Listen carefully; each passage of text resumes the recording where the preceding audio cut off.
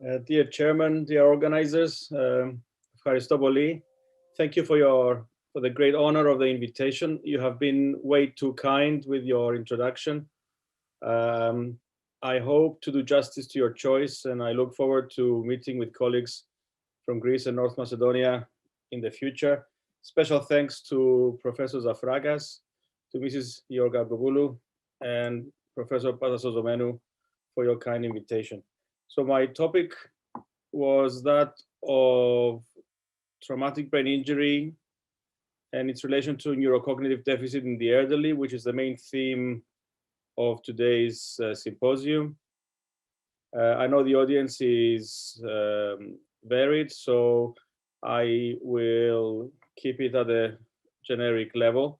I'm just sharing with you the pictures of the old Royal Infirmary on the left and the new Royal Infirmary where we moved to the new Neurosciences building on the top right. I have no financial disclosures.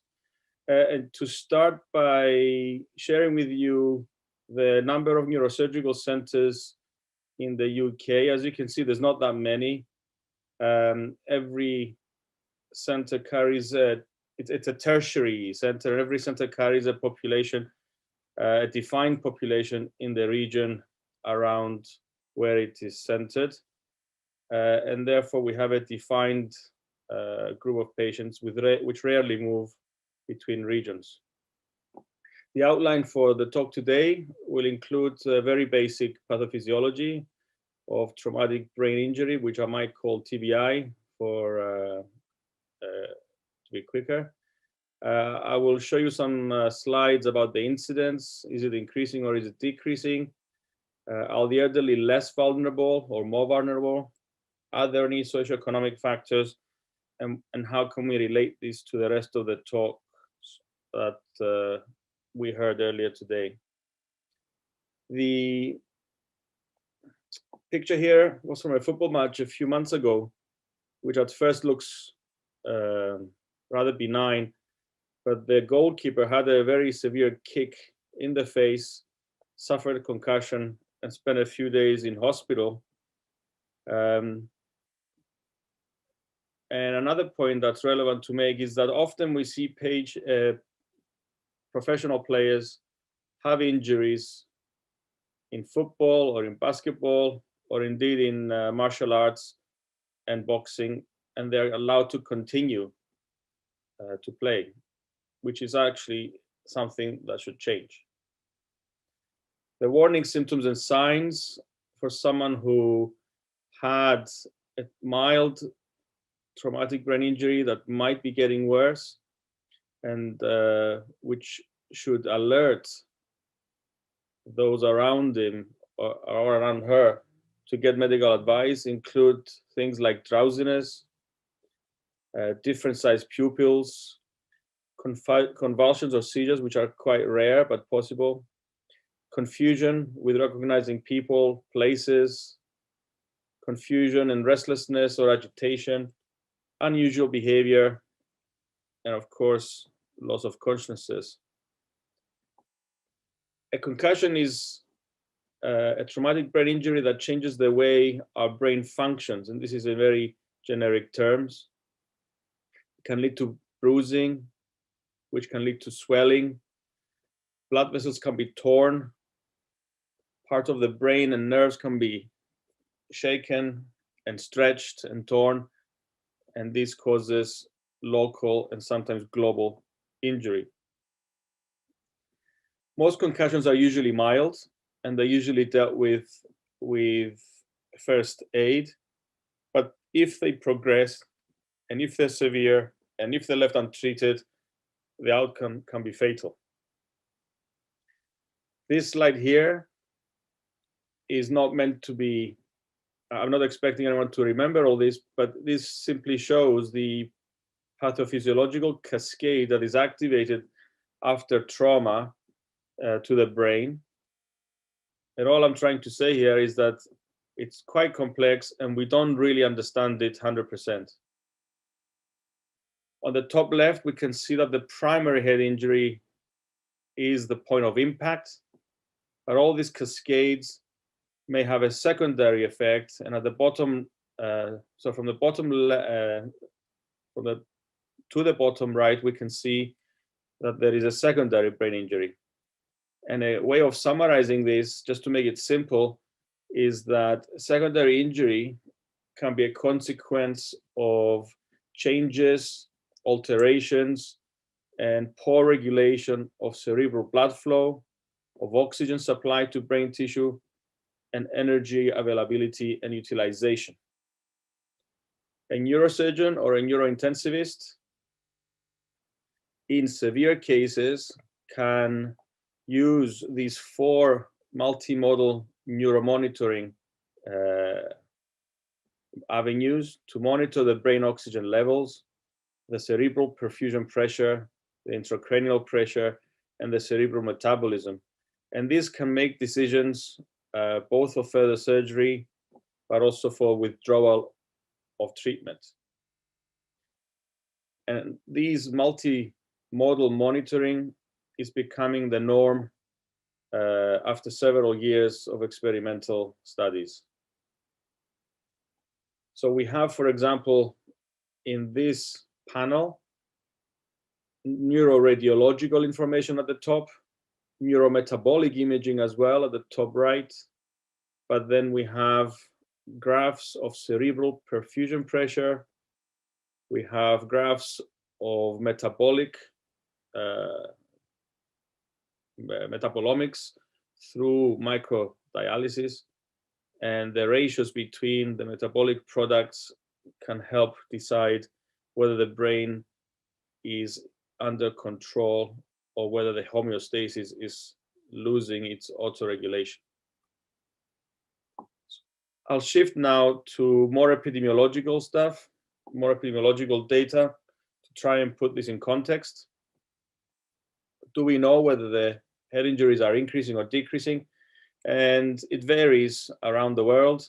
We can see in this paper from a few years ago, within 5 years ago, the incidence of the traumatic brain injury by the World Health Organization on the left shows that industrialized countries such as the North American region have a higher incidence.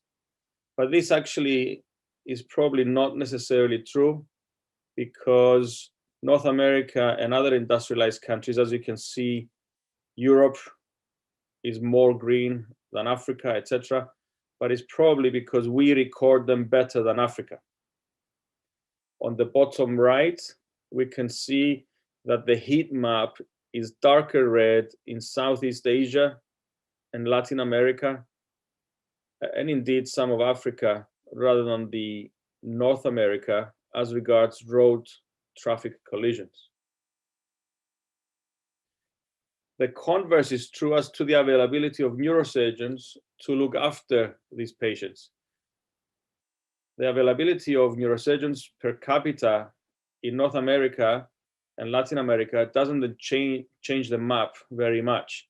But in Europe, you can see our continent has swollen up because we have too many doctors, whereas in Africa and Southeast Asia, the relative map is shrunken because they don't have enough doctors per population. And there's some countries in Africa where there's a handful of neurosurgeons for 100 million people.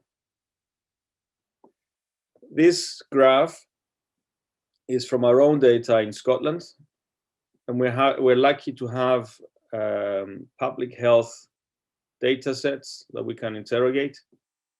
And this is the admissions, not the incidence of head injuries, but those head injuries that stay in hospital at least 24 hours.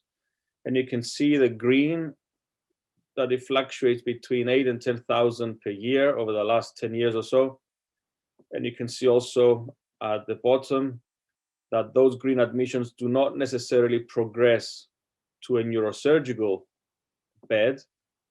And the yellow are only those who come to a neurosurgical center on the map that I showed you at the beginning. And fortunately, the pink number is even less, because those are the people who actually do not ever leave the hospital because of an in-hospital death. relevant to the topic today is the relative proportion of admissions per age group. And this graph shows Scottish hospital admissions for traumatic brain injury between 2010 and 2019. And we can see that there is, if you look at the turquoise color, is the over 65s, which show a gentle increase year on year. The slight dip in 2019 was because this was collected very early in 2020, before the data for 2019 had been fully received. But there is no doubt that there is an increase in head injuries for the elderly in Scotland needing hospitalization.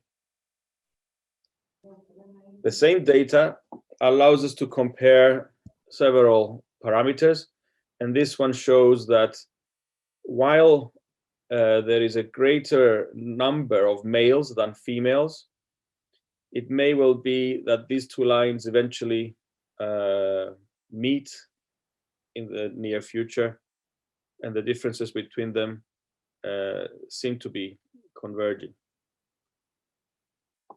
There is, in other words, a gentle but persistent rise in the incidence of head injuries in Scotland over the last 10 years, and this is also confirmed from a different data set from the Scottish Trauma Audit Group, which was set up in 2014. Again, the dip in 2020 with a star next to it is because the last quarter of 2019 hadn't yet been completed.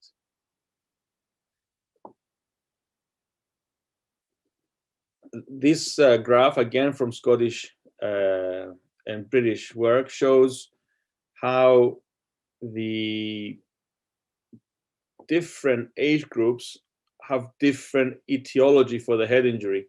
And if we look at the group of young adults up to the age of 35 or 34, you will see that the majority of their admissions are because of a head injury after an assault. Whereas if we look at the number of the 65 plus, the majority of these are because of falls. So elderly people, low energy injury, young adults, high energy injury, and the severity can change. If we look again by age groups, young adults in Scotland over the last 6 years are showing a steady increase of head injuries. In fact, all groups by age show a steady increase of incidence of head injuries, and even those over 85. But worryingly, the rapid increase between the 75 and 84 groups shows that despite methods for prevention, such as minimum alcohol unit pricing, the problems continue. If we look at the length of stay per severity of injury, we can see here that most patients will stay for a period of 3 to 7 days, and this is relevant for major injury, moderate head injury, but also minor head injury. Jumping to outcomes. Outcomes are collected, I would say, in a superficial basis or binary, alive or dead in this data set. But the vast majority survive all injury types. 84% survive head injuries, 96% survive spinal injuries, but there's a drastic drop in those who have both a head injury and a spinal injury, with a survival of only 75%.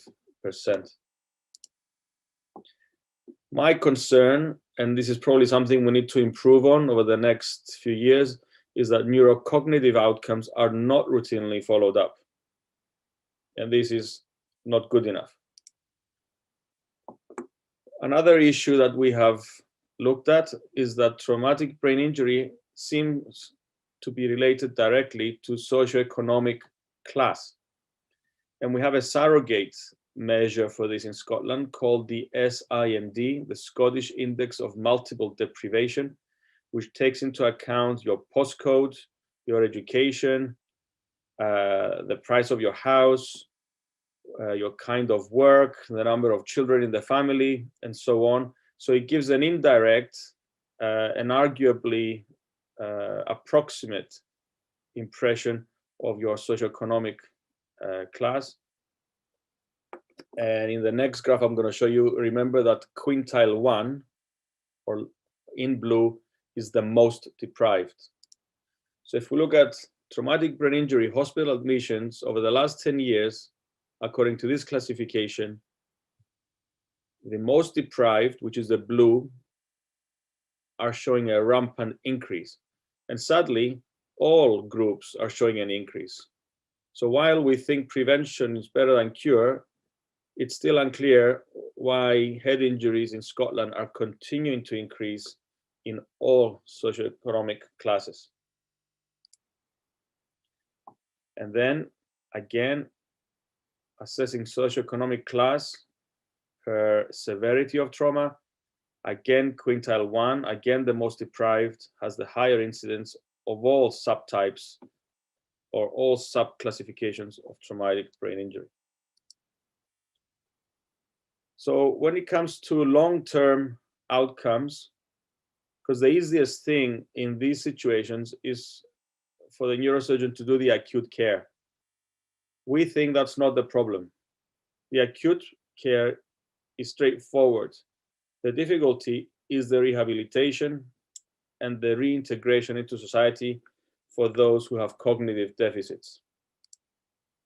And traumatic brain injury can affect daily life in many ways. If there's a frontal lobe injury, there could be lack of focus, irritability, language difficulties, disinhibition. If it's parietal, there could be difficulty with reading, with spatial misperception. If it's an occipital injury, there could be visual deficits or cortical blindness.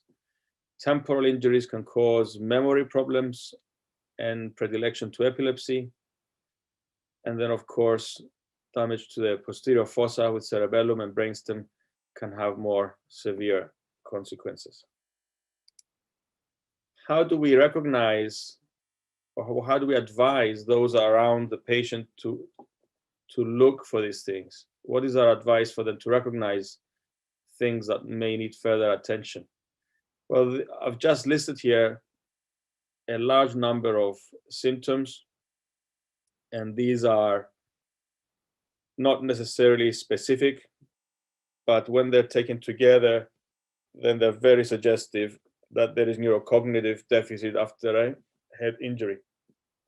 So problems with cognition, in other words, thinking, memory, concentration, slowing down, irritability, frustration, impulsiveness, disinhibition, mood swings, inappropriate behavior in social situations, becoming eccentric or different in the way you dress or speak, restless, agitated, losing sleep, and so on. This is all more relevant than the usual expectation of headache and fatigue. So effectively, what we're saying is that we should be very wary of the long-term effects of head injury, even though it may be called in the emergency department as mild head injury, because down the line, so-called mild head injuries can lead to major mental dysfunction, and dysfunction that can be difficult to manage in someone's home. And it could be anxiety or depression or manic behavior, but also in some cases, suicidal behavior. This is nothing new. This Lancet Neurology paper is now 9 years old or 8 years old, but it gives a nice summary, a nice schema where people with traumatic brain injury, whether it's closed or open or penetrating, hopefully will undergo multi-diagnostic assessment and combination of neurobehavioral measures, input from carers and families, imaging, and even biochemical markers can be combined. The latter is still in its infantile stage. Biomarkers are very popular in the literature, but they're not at all available in routine hospitals, here included. So it's important at the onset of such identification of new symptoms to make the right diagnosis and therefore direct the patient for the appropriate support. But if we were to specifically ask, is traumatic head injury relevant to dementia development? I think the answer would be yes. There is increasing evidence that this is the case.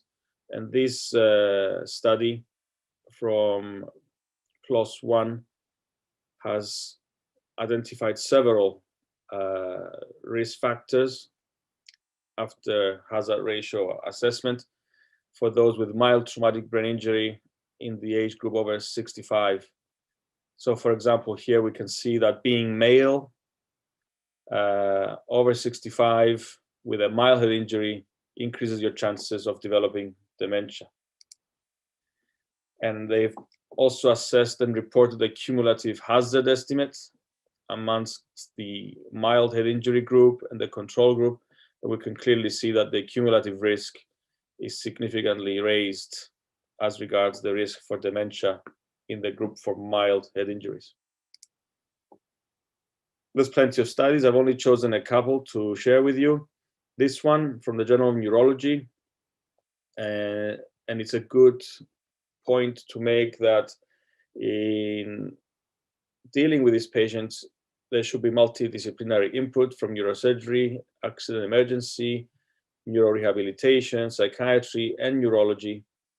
But in this particular group, they have reported that traumatic brain injury is indeed a significant risk factor for cognitive decline in adults, because actually, as recently as 10 years ago, that was still disputed. This group has also confirmed that only a mild injury is enough to create an earlier onset of mild cognitive impairment or even Alzheimer's disease. And it can also accelerate the age at onset of cognitive impairment by a period of 2 to 3 years. So it may be that someone is predisposed to cognitive impairment and a head injury will accelerate this, or it may be that the head injury can cause this de novo. So treatment for dementia after head injury is challenging. It's challenging for the patient, it's challenging for the family. And this is, of course, not my domain, but we heard from experts earlier in the symposium.